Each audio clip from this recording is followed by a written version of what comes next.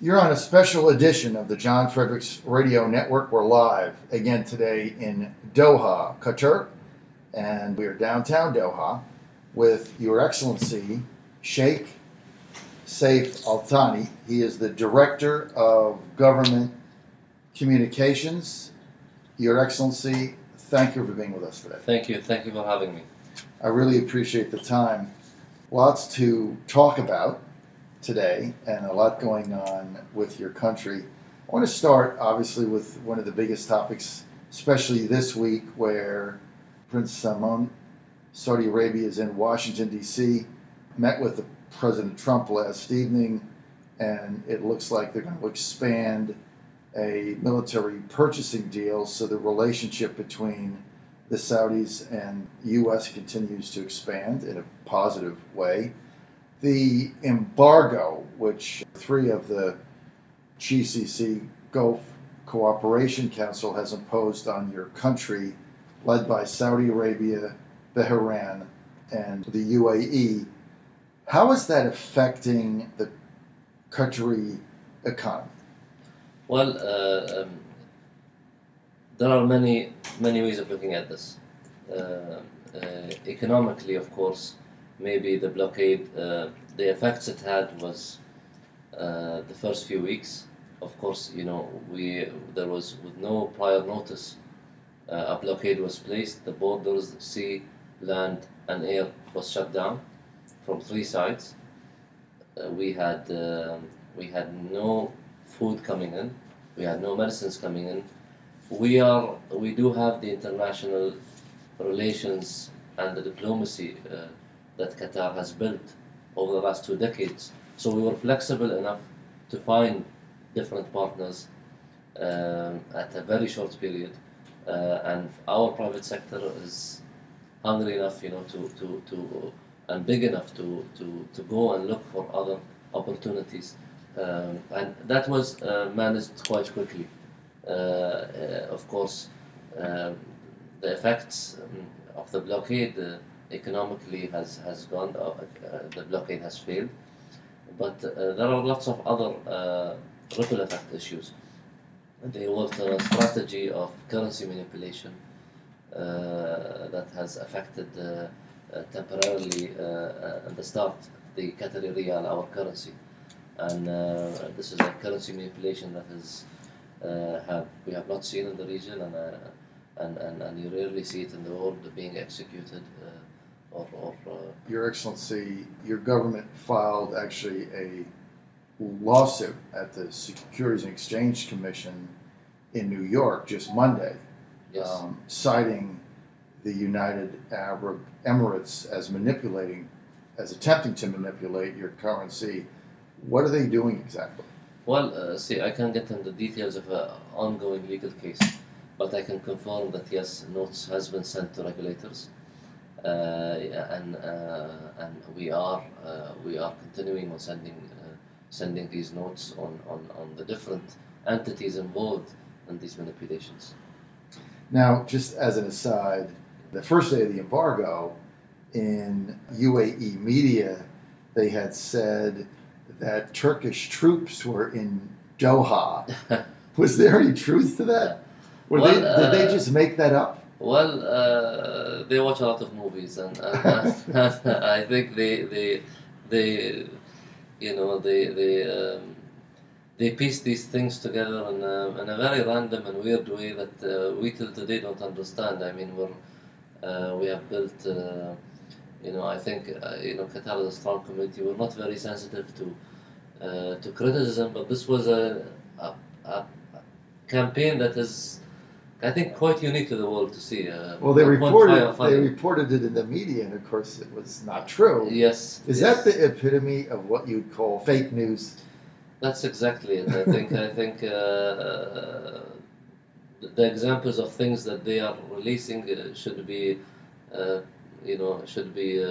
taught in universities. I mean, the way they drawn things was quite funny. I mean, this is the more sarcastic part of the whole crisis. These weird things that they were releasing, and randomness of it. So, as far as the embargo, It seems, I've been here now 3 days, talked to a lot of people, it seems that economically it's really backfired on 3 countries that have imposed it. Yeah. Because in one of my meetings with one of your private sector executives earlier, he was telling me that, for instance, they were buying asphalt from Bahrain. Yeah. And of course, they couldn't buy it anymore because of the embargo. And they found it in India, and I think of the other 2 countries, Greece and Iran. And they said that they were paying 50% or half of what they were paying Bahrainians for the same product.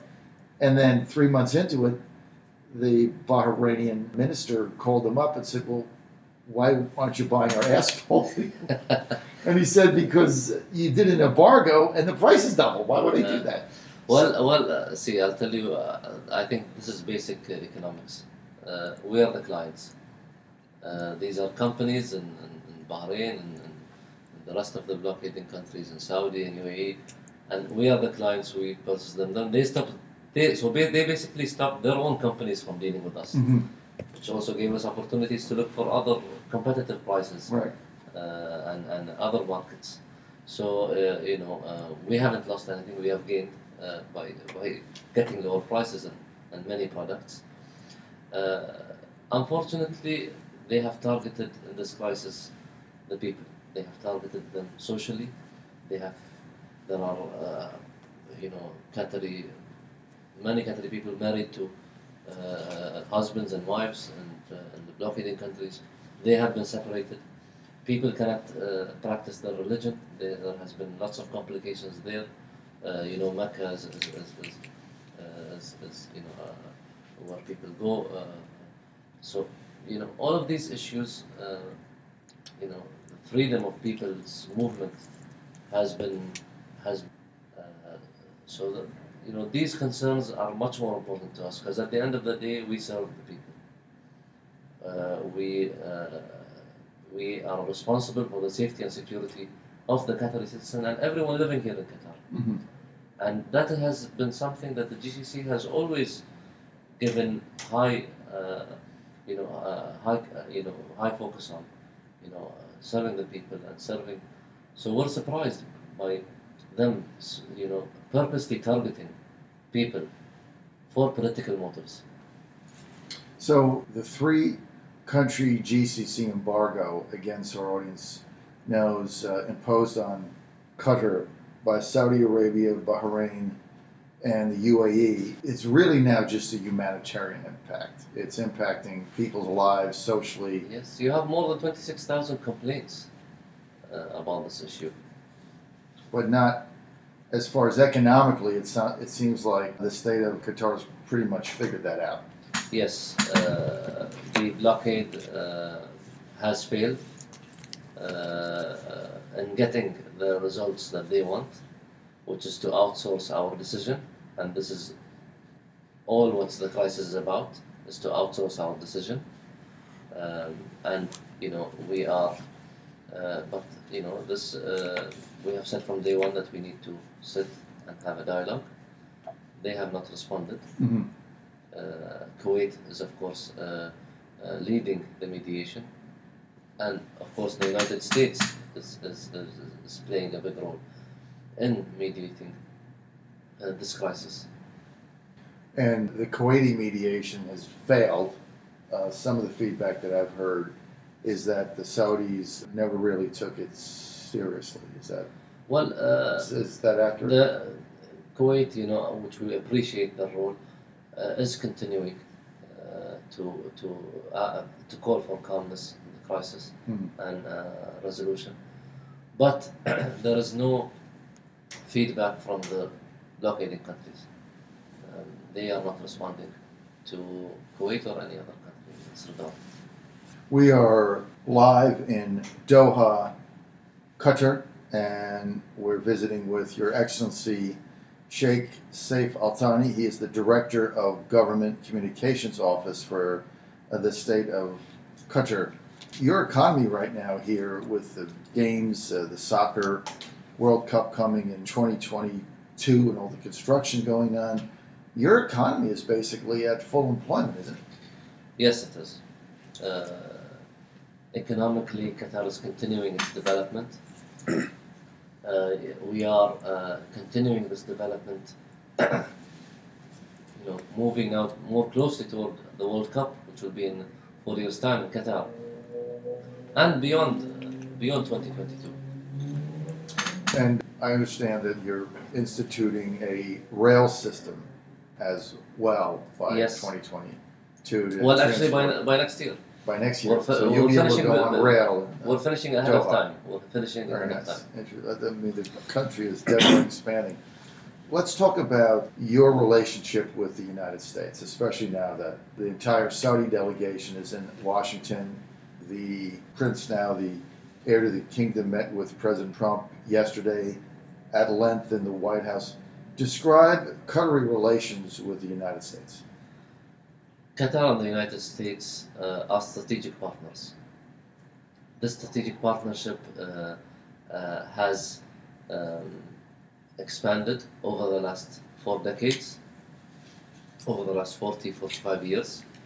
This strategic partnership, I would say, the first relationship is the military one. As you know, we have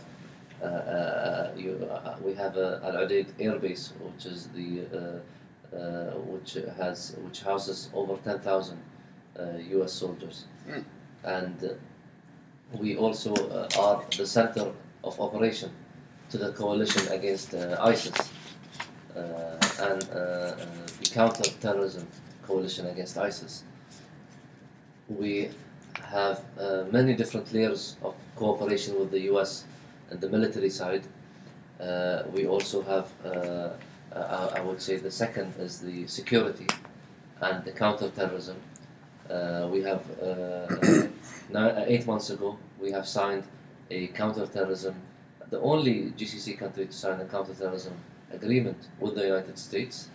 That agreement was something that was discussed in the US Riyadh summit with all the Arab states that attended, and we are the only ones that have moved forward to the next stage of cooperation. A cooperation that is necessary for the region, for the counter-terrorism efforts. So I would say that's the second layer of relationship, the security one. The third is the economical.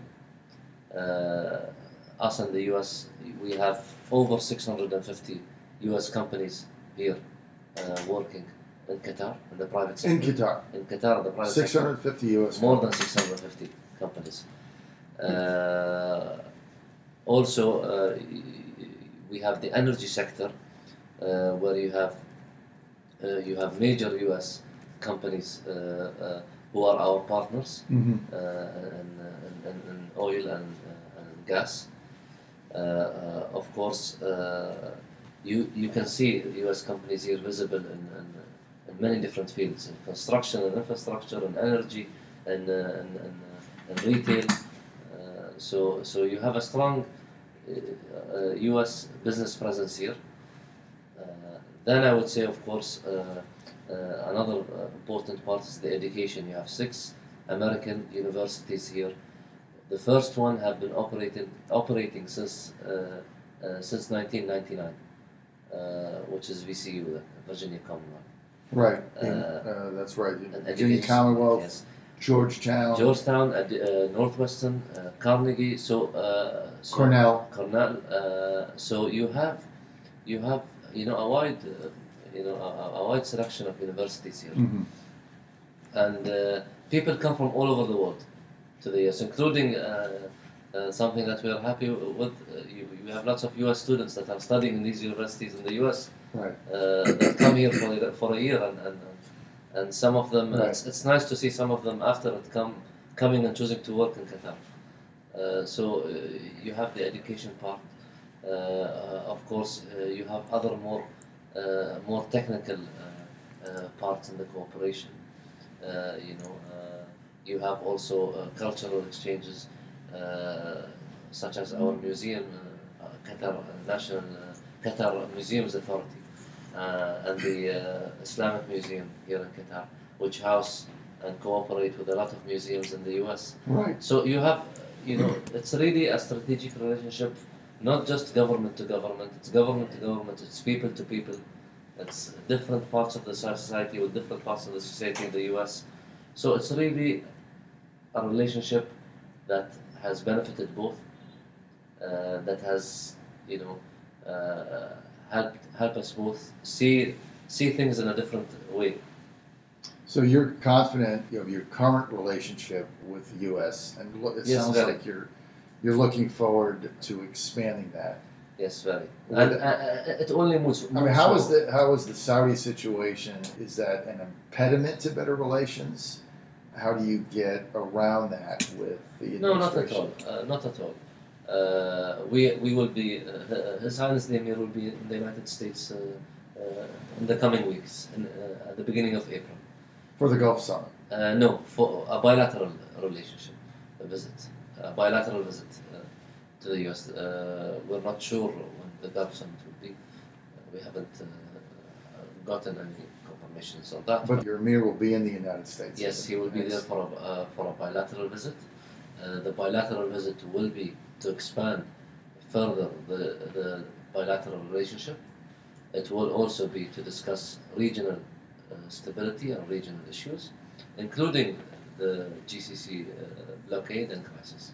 The embargo, yes.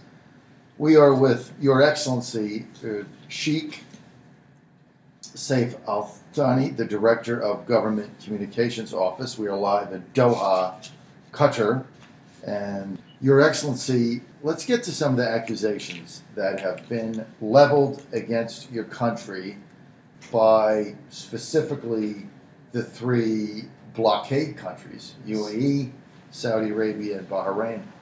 And they've been also very not shy about putting this up in the U.S. press.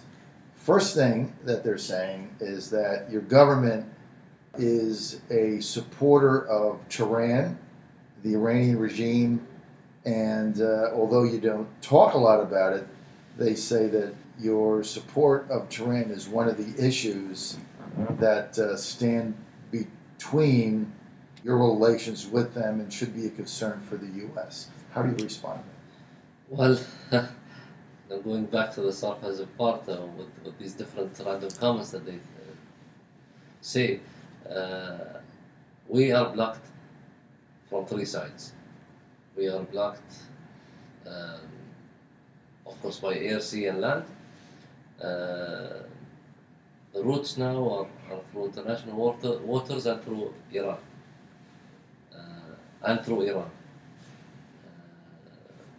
During the past 8 months, there have become more trade routes through Iran. Of course, we are an independent country. We are an independent country that will protect our sovereignty and independence from the blockading countries, which what this whole crisis is about. They're trying to remove our independence and remove our sovereignty, and we will protect that sovereignty and independence from any other country. So their accusations is false. What they're saying that we are with this country or that country or is false. So, Your Excellency, is it fair to say that the irony of this, what I'm understanding is what you're saying, is that the irony of this is that the ramifications of the blockade have forced your government into closer relations with Iran because you had to expand your trade routes with them because of the blockade? Yes. Is that a yes, fair statement? Yes, and we have diplomatic relations with Iran and with other countries, but what they are saying, whether it's the accusations, the false accusations of terrorism, are all smoke screens to cover the real reason, which is to outsource our decisions. And this is not the first crisis that happens this way. This is the first time. This is the first time they include the social fabric of the GCC and target the people purposely to pressure us. But it's not the first time that they try to outsource our decisions. When you say outsource your decisions, what do you mean by that, Your Well, Excellency? I mean by that take our independence away and take our sovereignty away and outsource our decision for themselves. So, We had a crisis in 2014. Right. Also. It did not include targeting the people and targeting the economy. We thought it was something dealt with. It is the same issues that they're talking about now, which shows you more that this crisis is not really about the issues that they're asking for now.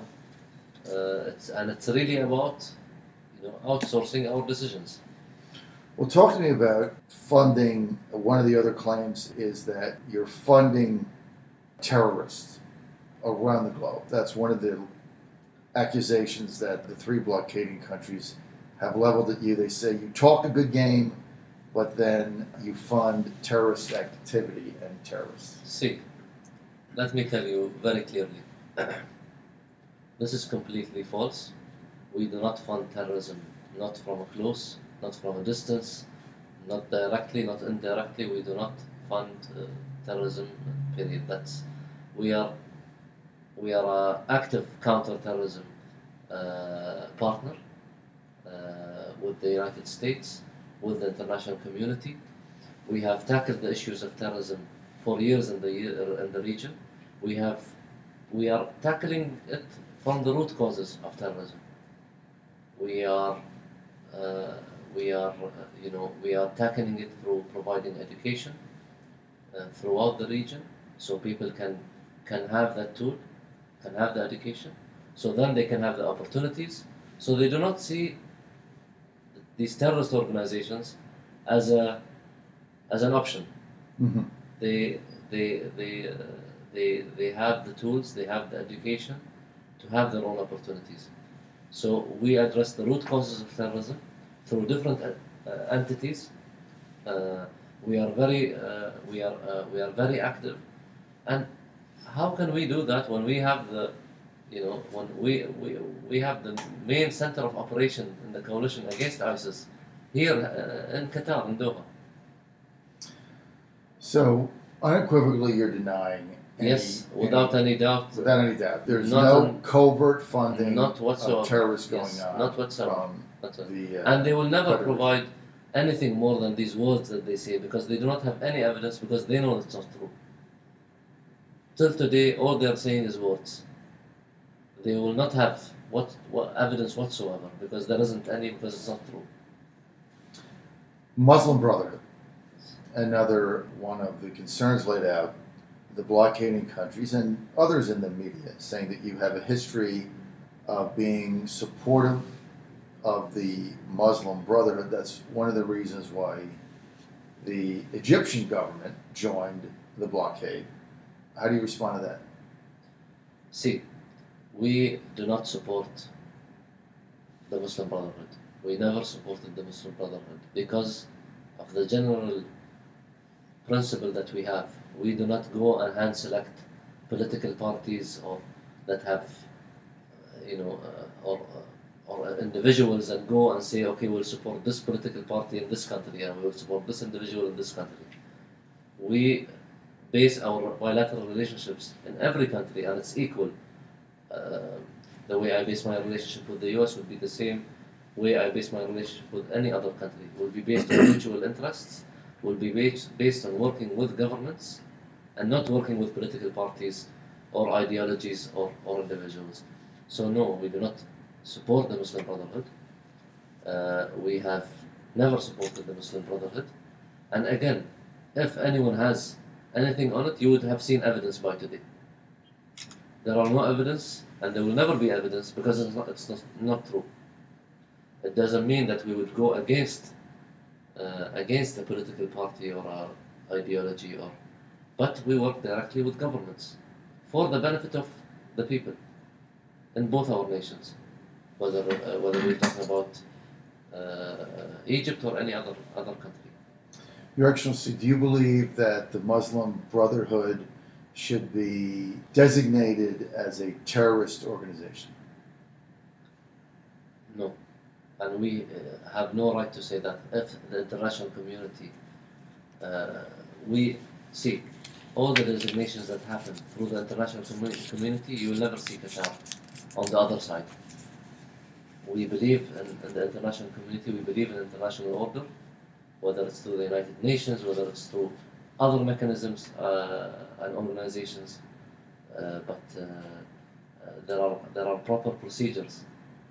You cannot just handpick who you want to list and who you don't want to list. There are evidence-based, and I think we're all civilized enough to work on these bases, and what the blockading countries are doing in this crisis is something that is not civilized. Your Excellency, Sheikh Saif, another one of the accusations being leveled at your country is that the news media corporation, Al Jazeera, that their Arabic channel is a propaganda machine designed to incite terrorist uprising and recruit people, not the U.S. channel, because we see that, but the Arabic channel. And the Saudis have said that Al Jazeera should be shut down. And now we've got 19 U.S. congressmen in Washington that sent a letter to the Justice Department that said reporters or journalists for Al Jazeera U.S. should file as foreign agents if they're working or propagandizing for a foreign government. What do you make of that whole thing? See, I cannot speak on behalf of Al Jazeera.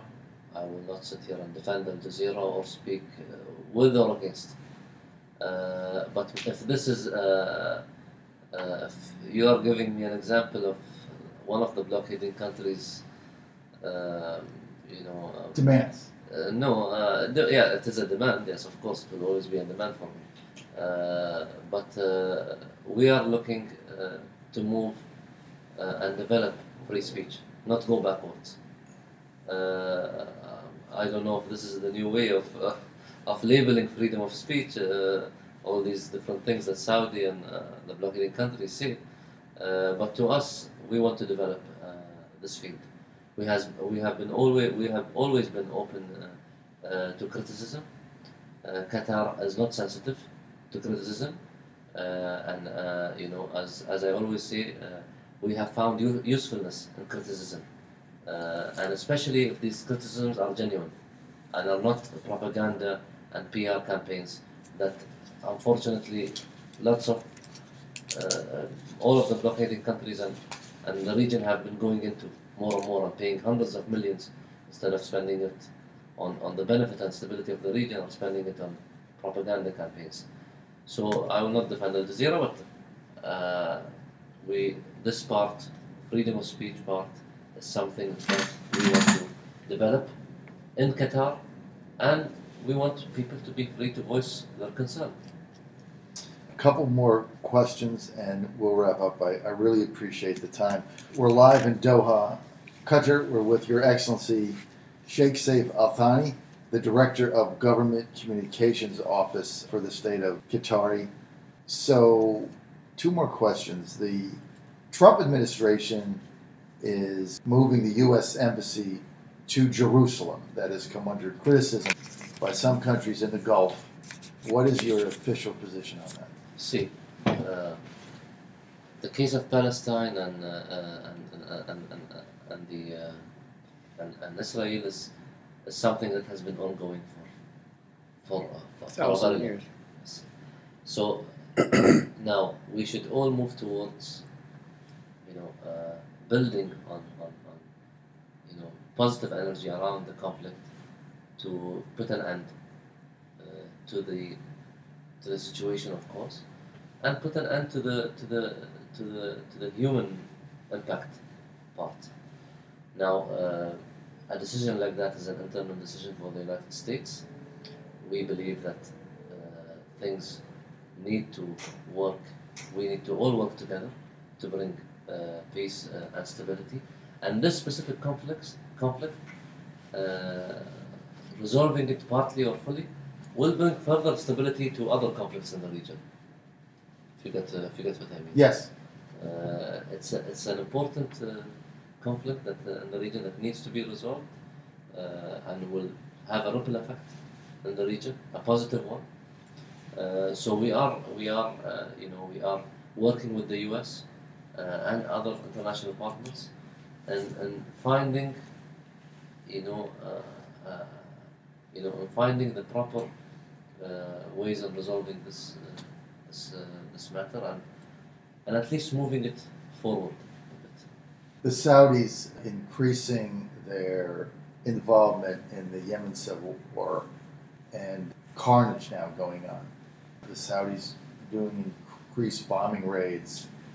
Does your country have any involvement in the resolution of the Yemeni conflict, especially as it now relates to the Saudi involvement? What's happening in Yemen is a humanitarian crisis, a true humanitarian crisis. And the UN is rightfully to label it as the worst humanitarian crisis in the last few years. Yemen is, at the end, dialogue is the only a political resolution to the problem is the only way to stop. We do not support violence whatsoever. We do not approve of violence whatsoever, especially if this violence is a cause of death to civilians. And what's happening in Yemen is something that needs to be sorted, especially the civilian death spot. So you prefer a political solution in lieu of a military solution? We would support anything that would put an end to the violence and to the killing of civilians. Final question. And that's our principle in any conflict. So that brings us to the Syrian conflict. Your Excellency, can you believe it's been going on for 8 years? Can you believe that? Very unfortunate. And when it started, did you ever think it would be going on for almost a decade? It's unfortunate. Lots of people have died. Lots of people have left their homes. Lots of families separated. So we have always supported the people, the Syrian people. They are asking for two simple things: dignity, respect, and opportunity in their own countries. And I think that's very simple things to ask, and we all no one would disagree on that. So the violence, like in Yemen, need to against civilians need to stop, and we would support any decision to stop it. Your Excellency, could your government live with a ceasing of the Syrian civil war, of the hostilities that left President Assad in power? Bashar al-Assad has done lots of violence towards his people, and this is his own people. And you're not talking,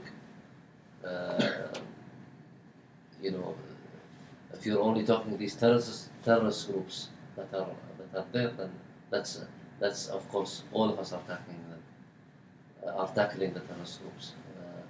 But civilian deaths, people asking for their rights, cities being bombed, massacres being happening. That's a question that is up to the people of Syria, and I don't think the people of Syria would want a president who have caused this much damage to the people and this much damage to civilians, children, women, elderly, to remain in a transition or otherwise. The Syrian refugee crisis, have you given, as your country, given any thought to that? We have been working on the humanitarian aid for the refugees since the start. We are working in many different countries. We have specialized programs. We have programs like Educate a Child, which is an entity that has taught is providing education to children and humanitarian aid. We have Qatar Development Fund, which is a fund specifically targeted for humanitarian assistance around the world, and Syria has always been a priority for us. We have spent over 1.6 or 1.5 billion on humanitarian aid for Syrian refugees, and we will continue to do so. So, it's a sad issue, to see these numbers are in refugee camps throughout the borders of Syria and other countries, and we will continue to provide humanitarian assistance until the Syrian issue is resolved. Your Excellency, final question. Your visit, the Emir, His Highness the Emir, coming to the United States in the next couple of weeks for a bilateral visit. What is your vision of that? When that's said and done, what are your objectives? What do you want to come out with? Our objectives are clear. In regards to the bilateral relationships, we have many agreements that will be signed that are in the fields of military, that are in the fields of economics, that are in the fields of both our mutual interests. We are also there to discuss, as I said, regional stability, including the GCC issue and the blockade. The people, the social part of the blockade needs to be resolved. There are people's movement is continuing to be affected. We have students that have been studying in international universities in the UAE that cannot go back and cannot transfer their credit because of the UAE, not because of these universities. But these are international universities that have open branches in the UAE, and the students are not being able to transfer. So, and you have families also, and as I said, there are people in the thousands now, and there are Qatari citizens and GCC citizens that are affected. So, these are our things that will be discussed, and also our aims for the visit. And I'm sure it will be a successful visit. The last visit of His Highness to the U.S. was in February 2015, and the one before that was in 2012. So we do we do have visits every few years. As I told you, the relationship is very strong and very strategic. And that'll be His Highness's first opportunity to sit down with President Trump. It will be his no. The second. It will be his third. His third. Yes, it will be his third. Right, because he met him during. He met him in May. He met him in September. He met the president in September, and he's meeting the president again in April. Excellent. Will you also be there? Yes. Oh, good. When you're there, hopefully we can talk meet again. Yes. We can talk again in Washington, D.C. Yeah. Your Excellency, thank you. Thank you very much. I really appreciate the time and your candor. You're on the John Fredericks Radio Network live from Doha, Qatar. We'll be right back.